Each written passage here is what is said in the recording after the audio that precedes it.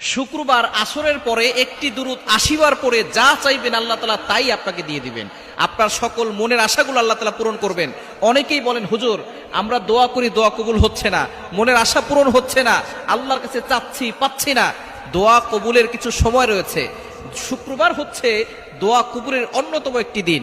জুমার দিন leader of the all day, সকল দিনের সর্দার হচ্ছে জুমার দিন।